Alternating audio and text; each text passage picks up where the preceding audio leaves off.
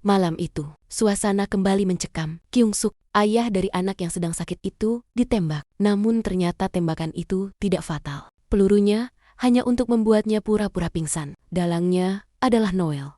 Sementara itu, Gi-hun, tokoh utama, ditemukan masih hidup. Ia dibawa kembali ke asrama dengan dimasukkan ke dalam peti. Kondisinya lemah, tapi selamat.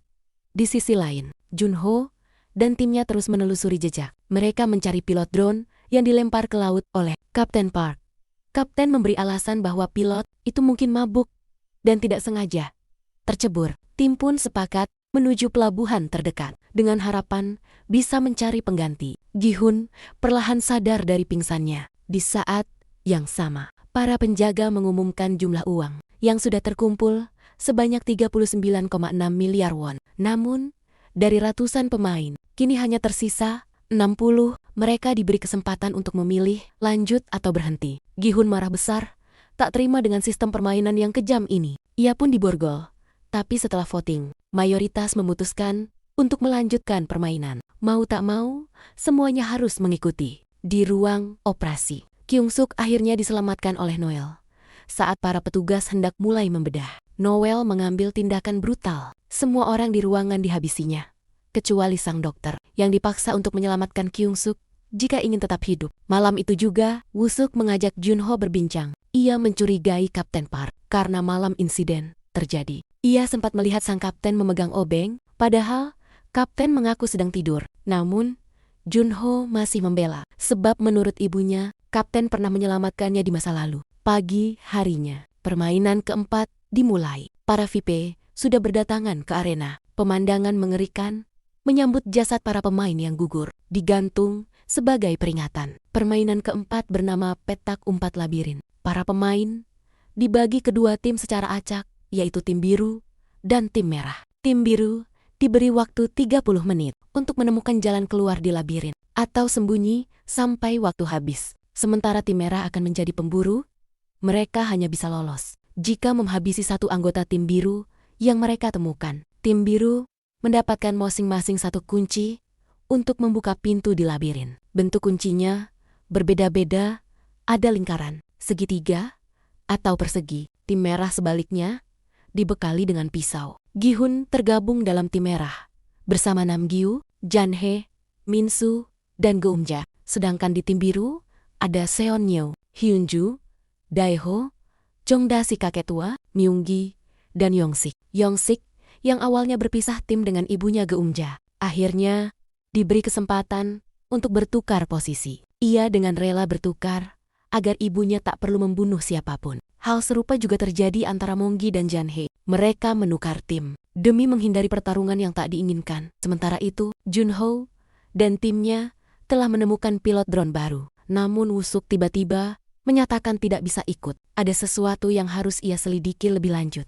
Permainan dimulai. Tim biru mendapat waktu 2 menit untuk bersembunyi dalam labirin besar yang penuh bintang dan menegangkan. Kyung-suk akhirnya siuman setelah mendapatkan transfusi darah dari Noel. Tapi sang dokter yang menyelamatkannya pun langsung ditembak meski ia sudah menolong. Tetap saja, ia bagian dari sistem yang jahat. Kyung-suk kemudian diminta mengenakan seragam merah muda, khas baju red pink untuk menyamar. Malam pun tiba. Tim merah mulai bergerak menelusuri labirin untuk memburu. Namgyu memilih bekerja sama dengan Myunggi. Sementara itu, Gi-hun memusatkan perhatian untuk mencari Daeho. Amarahnya belum reda, ia menyalahkan Daeho atas kematian rekan-rekan mereka sebelumnya. Di sisi lain, Hyunju, Junhee, dan Geumja bergerak bersama. Kebetulan mereka bertiga memiliki kunci dengan bentuk berbeda, sehingga bisa membuka semua jenis pintu. Nasib mereka terlihat lebih menjanjikan. Gi-hun sekelebat melihat seseorang yang ia kira Daeho. Ia mengejar dengan penuh amarah. Saat sudah hampir menusuk, ternyata orang itu bukan Daeho. Hanya wajahnya yang mirip. Tapi tak lama kemudian, Daeho asli terlihat di seberang lorong dan segera kabur. Sementara itu, Namgyu dan Myunggi berhasil menyergap pemain ke-235.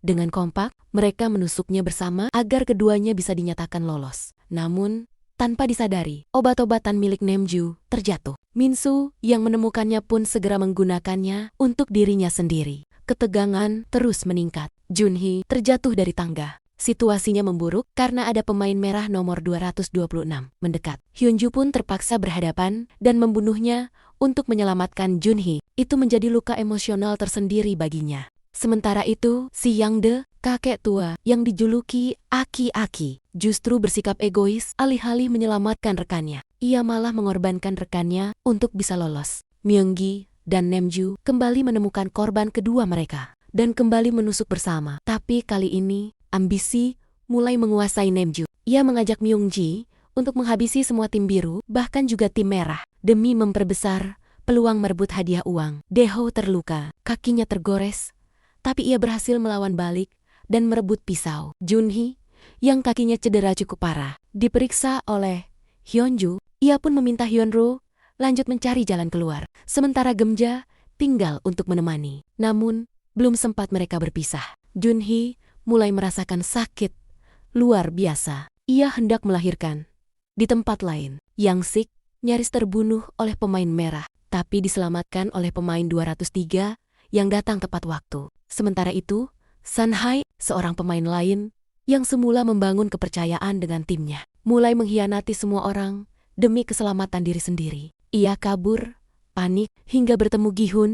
Dalam ketakutannya, ia memberitahu bahwa ia sempat melihat Daeho dan bahwa darah dari luka di kakinya meninggalkan jejak. Setelah itu, ia kembali berlari menelusuri jalan keluar. Di tengah pencariannya, ia bertemu Jongda yang memiliki dua kunci berbeda sebuah keuntungan besar. Tapi belum sempat bahagia, ia malah dikhianati. Jongdae masuk sendirian dan mengambil salah satu kuncinya. Minsu dalam kondisi mabuk karena pengaruh obat yang ia temukan. Melihat Sonhee seolah sebagai sosok Namgu yang ia dendami. Dalam kekeliruannya, ia menusuk Sonhee hingga tewas. Setelah sadar, wajah Sonhee berganti menjadi Saemi, seseorang dari masa lalu yang pernah ia khianati. Trauma kembali menghantamnya. Sementara itu, Gi-hun akhirnya berhasil menemukan Daeho.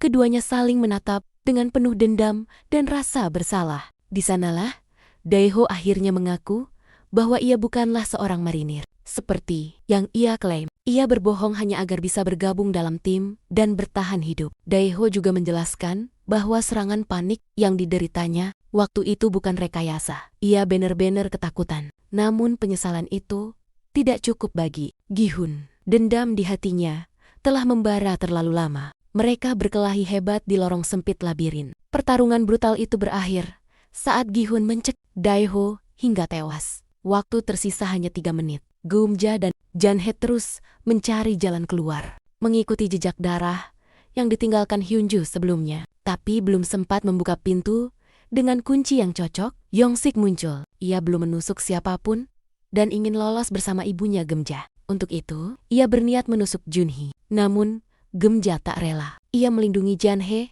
dan memohon pada Yongsik untuk menusuk dirinya saja. Tapi, Yongsik tetap ragu. Situasi berubah cepat. Saat Yongsik hendak menyerang, Janhe, Gemja mengambil keputusan pahit dengan berat hati. Ia sendiri yang menusuk anaknya demi menyelamatkan wanita yang baru saja melahirkan. Sementara itu, Hyunju yang sebelumnya sempat terluka berhasil mengalahkan pemain 202 menggunakan pisau yang dimilikinya. Namun kakinya juga tertusuk dalam pertarungan itu. Saat ia hendak keluar dari ruangan, ia menyadari satu hal. Ruangan itu memiliki pintu keluar. Dengan sisa tenaganya, ia kembali ke dalam labirin untuk menjemput Junhee dan Gemja. Tapi sayang, takdir berkata lain. Saat ia hampir sampai, Myunggi yang baru saja melihat kelahiran bayi Junhee langsung menutup pintu keluar. Karena Namgyu sudah mendekat, Hyunju tak sempat menyampaikan lokasi pintu keluar. Ia pun tewas di tempat.